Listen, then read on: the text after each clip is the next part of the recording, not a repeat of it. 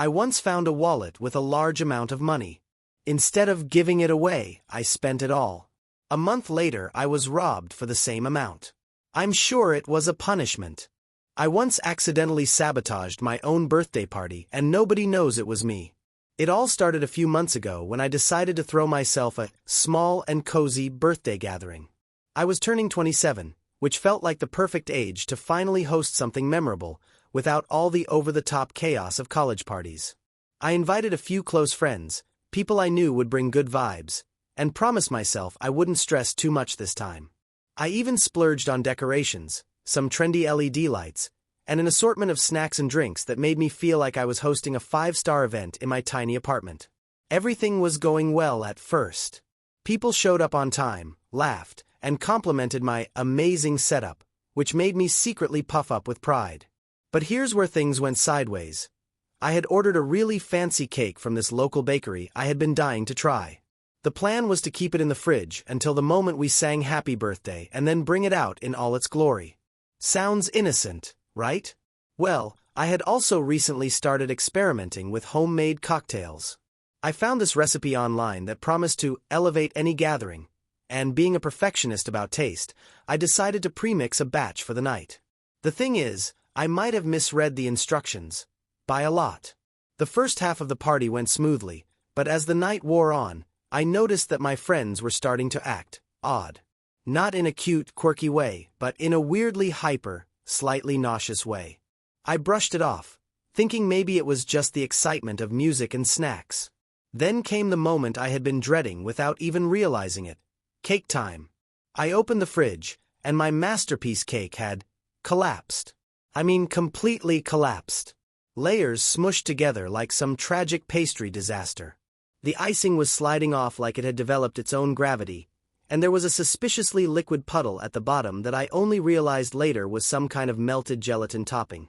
By this point, my friends were still cheering, so I nervously laughed and tried to salvage the situation, cutting the cake into pieces that looked more like abstract art than dessert. That's when the cocktail disaster really hit. Turns out, my small error in mixing the drinks created an unexpectedly potent concoction. People started making weird faces, giggling uncontrollably, and I could tell some were trying very hard not to throw up. I remember seeing my usually composed friend whisper to another, "Is this even safe?" And at that moment, I felt my stomach drop. The peak of chaos was probably when someone tried to do a TikTok dance with a slice of collapsed cake in one hand and a glass of my lethal cocktail in the other. They tripped, sending both the cake and the drink across the room. The music kept playing, people were laughing hysterically, and there I was, frozen in the middle of my living room, realizing I had accidentally turned a small birthday party into a scene straight out of a sitcom. My pride was completely shattered, and I couldn't even apologize properly because everyone was too busy laughing or cleaning sticky cake remnants off the floor. In the end, we survived without serious injuries or permanent furniture damage, but I have to confess, nobody knows it was me who destroyed the cake and made the cocktails potentially dangerous. I've let everyone assume it was just a funny accident. Part of me wants to confess, but part of me thinks it's better left as a legend of my chaotic hosting skills. Have you ever accidentally ruined something you were supposed to celebrate? Would you ever confess, or let the chaos remain a mystery? I've spent the last few weeks replaying that night in my head like a slow-motion disaster film, and I'm pretty sure I've developed a mild phobia of birthdays, especially my own. The problem isn't just the memory of the cake imploding or my friends teetering on the edge of mild intoxication. It's the guilt that I feel every time someone brings up the legendary birthday chaos. They still laugh about it, making jokes like, "Remember when your cake looked like a crime scene?" Or, "Your drinks could have fueled a rocket," and I just nod along, pretending to laugh, while secretly thinking I'm the culprit. It didn't help that my pride took another hit afterward.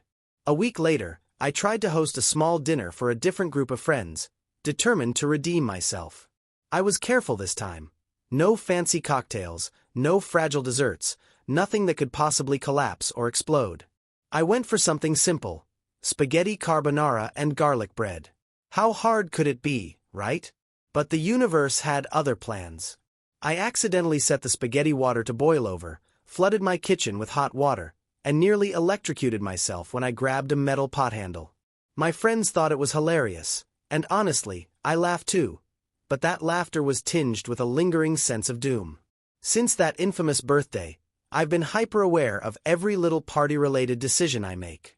I've double-checked menus, tasted drinks, and even pre-tested recipes just to make sure nothing catastrophic happens. I've read online guides, watched videos on how not to ruin your own party, and even considered hiring a party planner. But here's the kicker. Even with all this over-preparation, I still feel like the world is waiting for me to mess up again. It's a weird mix of paranoia and self-imposed accountability, and it's exhausting. But let me take you back to the actual night, because the story doesn't end with just the cake collapse. Oh no, it gets worse, or at least more ridiculous. So, there's this moment where one of my friends, probably fueled by my overly strong cocktail, decides to climb onto my coffee table to do some sort of dramatic toast. I froze. My brain screamed, "Stop them, don't let this happen," but my mouth just went dry. The next thing I knew, the friend wobbled precariously, grabbed the air for balance, and, thankfully, didn't crash directly onto the cake. But in their panic, they knocked over the decorative LED lights I had carefully set up, sending them crashing into the wall and flickering across the room like a tiny disco inferno. I remember standing there, drenched in a mix of cocktail, cake frosting, and sheer panic, watching my friends try to salvage the moment. Some were holding up pieces of fallen cake like trophies, others were frantically catching rogue drinks midair. I realized I had created a perfect storm of chaos. Sticky floors, glowing wires, and a group of people laughing so hard they could barely breathe. And all of it was my fault. Every last bit. The worst part. After everyone left, I had to clean up the mess in my tiny apartment. I spent hours scrubbing, soaking, and mopping, all while silently cursing myself and thinking, this is what I get for trying to be a good host. By the time I collapsed onto my couch, sticky, exhausted, and still slightly hungover from tasting my own cocktails, I realized something. No one had ever looked at me with suspicion. Nobody knew I was the architect of this disaster. I had successfully hidden my culpability behind layers of laughter, clumsiness, and just bad luck. It was a strange combination of pride and shame. Pride that I had managed to dodge the blame, shame that I had caused all this chaos in the first place.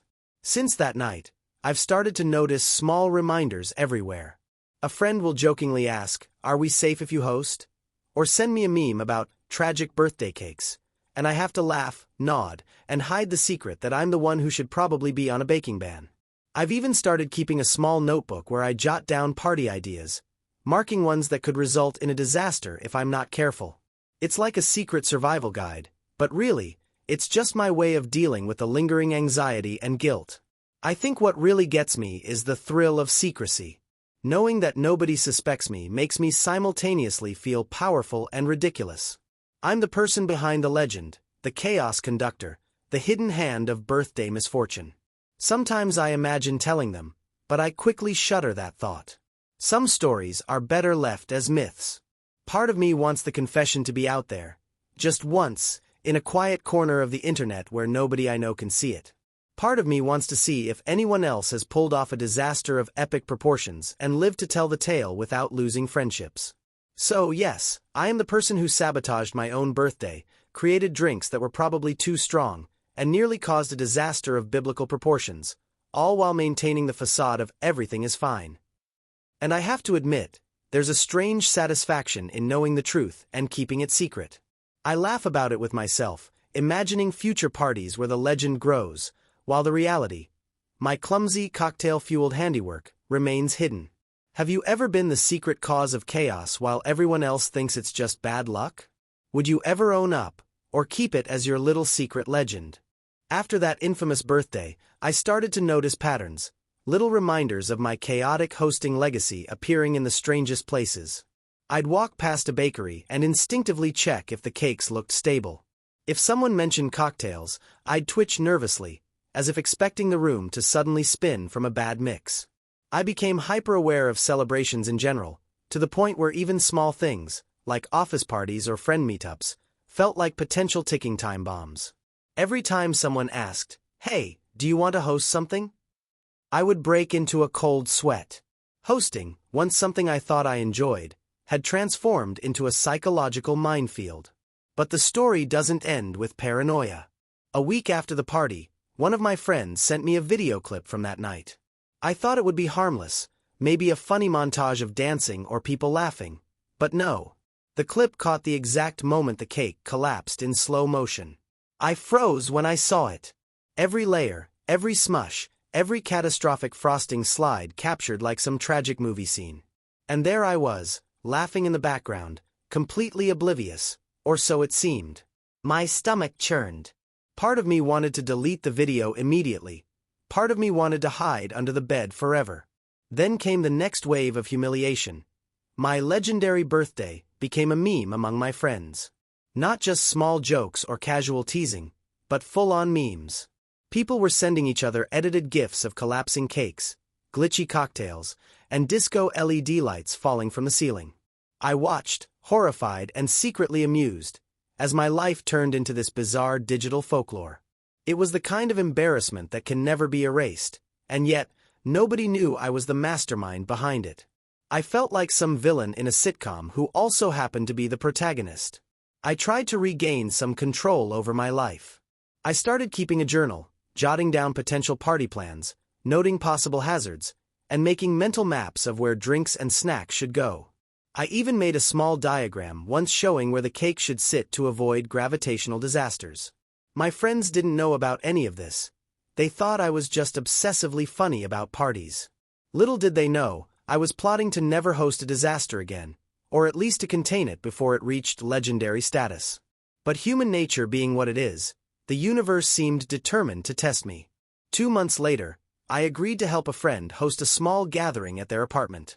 I thought, finally, I can prove I'm responsible. I volunteered to make some cocktails and handle snacks, thinking I could control the chaos from behind the scenes. I measured ingredients precisely, double-checked everything, and even wore an apron with "Party Safety Officer" written on it for comic effect. Everything went smoothly for about 20 minutes, until someone suggested a toast. Someone else grabbed a stray slice of cake from the counter. And then, inevitably, the dog, yes, the dog, decided to jump up, sending the cake flying across the room.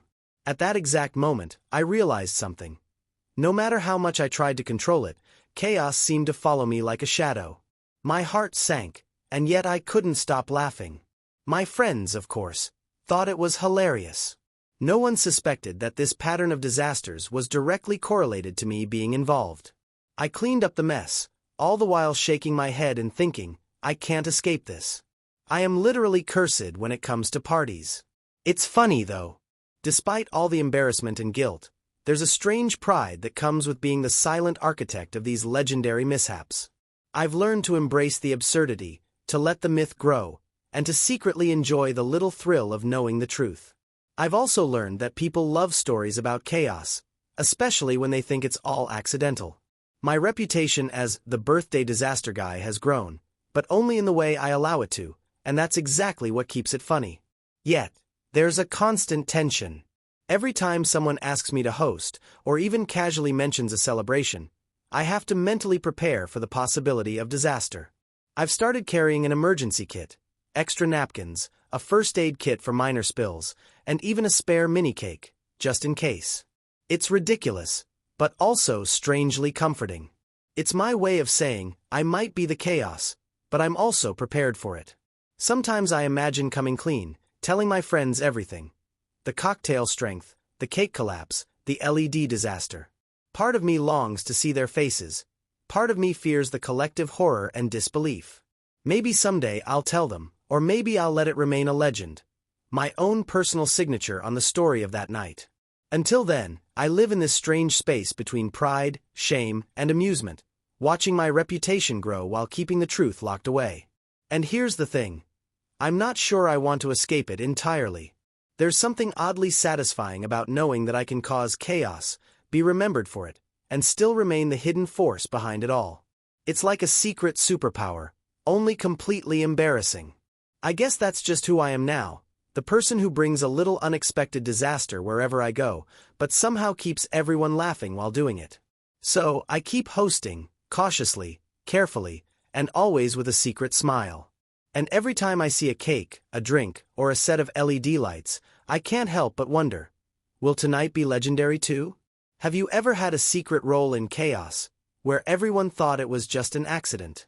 Would you ever admit it, or let the legend live on without the truth being revealed? It's been months since that fateful birthday, and somehow, despite my best efforts to avoid chaos, life keeps reminding me that disaster has a way of finding me. I've come to accept that I have a strange, almost magnetic relationship with misfortune at parties. It's not that I intend to ruin things. Honestly, I try to be careful, but there's a subtle curse in my presence, like Murphy's Law on steroids. And yet, I can't help but laugh at the absurdity, because every incident seems funnier in hindsight. A few weeks ago, my roommate decided to host a small game night. I thought I could be helpful without interfering too much. I offered to bring snacks and a few bottles of wine, feeling confident that I had learned my lessons. Everything seemed calm, peaceful, normal, until I accidentally knocked over a bowl of popcorn. That's it, just popcorn. But the bowl had been precariously balanced on the edge of the table, and it spilled dramatically across the floor. Not just a minor spill, mind you, this was a full cinematic cascade of popcorn kernels scattering into corners, under furniture, and even sticking to the dog, who decided to help clean up by shaking them off into a second room. My friends laughed so hard they could barely breathe, and I stood there, red-faced, knowing full well that this was just another tiny signature of my disaster legacy. And then, as if the universe had decided it wasn't done with me yet, the wine I had brought, a supposedly safe, standard bottle, decided to betray me. I went to open it, and the cork flew out like a cannonball, narrowly missing the ceiling lamp and hitting the wall with a loud thud. My roommate froze, the dog barked, and I just stared, silently thinking, this is exactly how it happens. One small mistake, and the night turns into chaos. Of course, everyone laughed it off, saying, "Classic," or "You really have a talent for this," while I internally groaned. Yes, I have a talent for creating unintended havoc. The night continued, and I tried to stay in the background, hoping that my past experiences would somehow protect me from another disaster. But then came the moment of the ultimate humiliation, a game of charades. I volunteered to go first, thinking I could at least make a graceful impression. The category was movies, and I was supposed to act out a simple classic. Sounds easy, right? But somehow, in my nervousness, I overcommit. I flailed, stumbled into the table, and knocked over not only a stack of drinks but also the snack table itself. Chips, wine, popcorn, even a small decorative plant went flying. My friends erupted into laughter, tears streaming down their faces, while I stood there mortified. At that moment, I realized something. No matter how careful I am, no matter how much I plan, chaos seems genetically programmed to follow me. And it's not just about parties. Small gatherings, casual dinners, or even quiet game nights have a hidden potential for catastrophe when I'm involved. I've started joking to myself that I might have some secret superpower, the ability to turn any ordinary event into a legendary disaster. It's terrifying, exhausting, and yet, strangely exhilarating. I've also noticed the psychological side of this phenomenon. People react differently around me now. Some bring their own cameras, ready to capture the next epic moment. Others brace themselves subtly, moving fragile items out of reach or avoiding delicate setups. I can sense it in their eyes, the tiny flash of anticipation, the silent expectation that something will inevitably go wrong. And I can't decide if I'm horrified or proud, or maybe a little bit of both. The strangest part is how it affects me internally. I vacillate between extreme caution and sheer absurd overconfidence. I'll meticulously plan a snack table layout, then decide at the last second to just wing it, because I secretly enjoy watching chaos unfold, though of course, I'm careful not to let anyone know. It's a bizarre mix of guilt, thrill, and dark humor. I've even started keeping mental checklists for parties I attend as a guest, noting potential hazards, predicting who might spill what, and internally preparing for the inevitable minor catastrophe. And yet, despite all this, I keep showing up. I keep attending parties, volunteering to help, occasionally offering to host again. Part of me is drawn to the unpredictability, the living legend of the party disaster, while another part is desperately trying to prove that I can manage a simple event without incident. Spoiler alert, I haven't succeeded yet. Every event I touch carries a 70% chance of minor disaster, a 20% chance of moderate chaos, and a 10% chance of absolute legendary catastrophe. And I keep secretly hoping that one day, the probabilities will finally align in my favor. Until that day comes, I remain the invisible hand behind countless funny, chaotic, and slightly terrifying moments. No one suspects that I'm the common thread linking each mishap: the cake that collapsed, the cocktails that were too strong, the popcorn apocalypse, the wine cork projectile, the charades disaster. I am, to everyone else, just an unlucky friend, an ordinary partygoer. But secretly, I am the architect of amusement, the shadow behind laughter, the silent curator of chaos. So here I am, months after the legendary birthday, still navigating life with a mix of fear, humor, and pride. Every new gathering is both a test and an opportunity. Will it be smooth, or will I leave my signature of harmless havoc?